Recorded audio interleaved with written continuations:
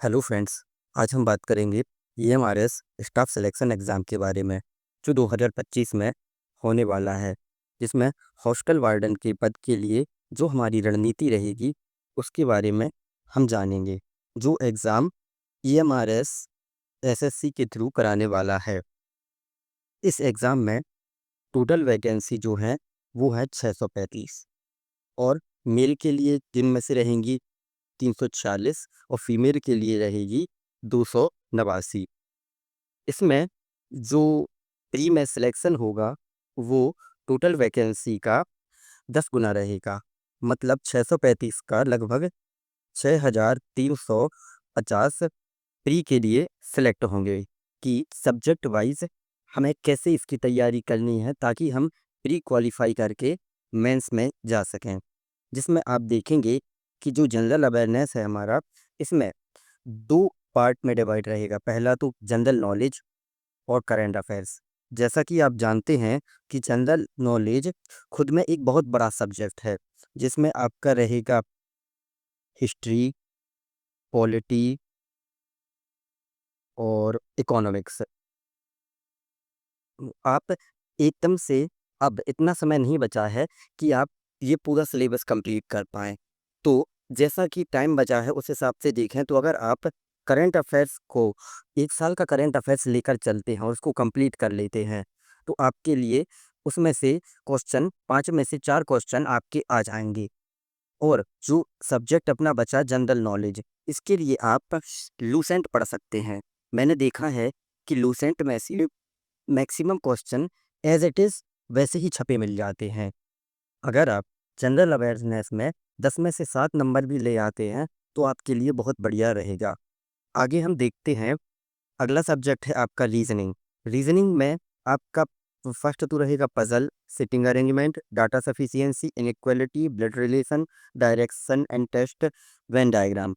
जिसमें अगर आप कोशिश करेंगे और एक कोई भी आपके पास जो नॉर्मल बुक हो उसको कंप्लीट कर लेंगे तो आपका ये पूरा सिलेबस कंप्लीट हो जाएगा। जिससे आपका रीजनिंग का जो पोर्शन है 15 क्वेश्चन 15 मार्क्स, उसमें से आप जैसे भी करके 13 से 14 नंबर आराम से ला सकते हैं। कंप्यूटर, जिसमें आपको नॉर्मल कंप्यूटर के साथ-साथ operating system, MS office, internet, cyber security और जो कंप्यूटर के शॉर्टकट्स होते हैं, उनके बारे में एक अच्छा नॉलेज लेना पड़ेगा। क्योंकि वो एक देखना चाहते हैं कि स्टूडेंट कंप्यूटर के बारे में कितना अच्छा कर सकता है। तो आप कंप्यूटर के ज़्यादा से ज़्यादा एमसीक्यू लगाइए, जो आपको एग्ज़ाम में बहुत ही हेल्पफुल रहेंगे। अगला आपका पोर्शन है जो रहेगा क्वांटिटेटिव एप्टीट्यूड, जिसमें आपको मैथ्स के आपको एडवांस मैथ की जगह अरिथमेटिक पे ज़्यादा ध्यान देना है। इसमें आपका ज़्यादा टफ नहीं पूछा जाएगा, बस आपको कोशिश करना है कि जितना भी आता है उसका आपका बेस कंप्लीट हो और आपके जो भी मेथड हैं उसमें आप क्लियर हों और आपकी जो भी इसमें सूत्र रहेंगे मैथ के वो आपके कंप्लीट हों। इस बेसिस पे आप मैथ में आराम से 30 में से 26 का क्वेश्चन आराम से अटेम्प्ट कर पाएँगे।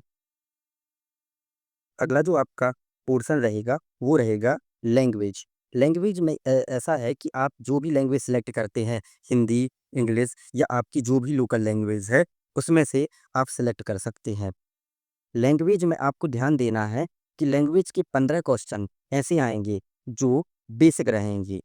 पर आपके जो 15 क्वेश्चन रहेंगे वो कुछ एडवांस लेवल के आएँगे, जिनमें आपको अच्छा परफ़ॉर्म करना है। तो लैंग्वेज ऐसा सेलेक्ट कीजिए जिसमें आपकी अच्छी पकड़ हो।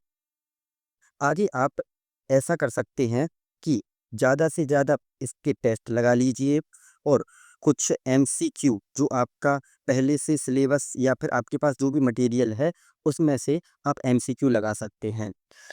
मेरी सलाह ये रहेगी कि आप ऑनलाइन क्लासेस के चक्कर में कम से कम पढ़िए, क्योंकि वो आपका ज़्यादा से ज़्यादा टाइम कंज़्यूम कर लेंगी।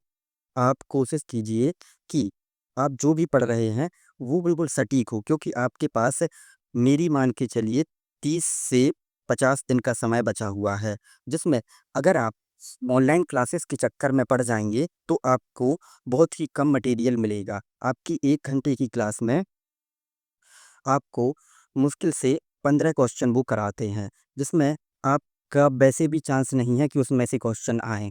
तो आप ज़्यादा से ज़्यादा मटेरियल इकट्ठा करने की कोशिश कीजिए और अभी ज़्यादा से ज़्यादा एमसीक्यू लगाइए और कोशिश कीजिए हर 2 दिन में आप एक टेस्ट अटेम्प्ट करें। टेस्ट से आपकी टाइमिंग इंक्रीज़ होगी और आपको पता रहेगा कि मैं इतने टाइम में ये पूरा क्वेश्चन कर पाता हूँ कि नहीं, जिससे आपका जो सेल्फ कॉन्फिडेंस है वो इंक्रीज़ होगा।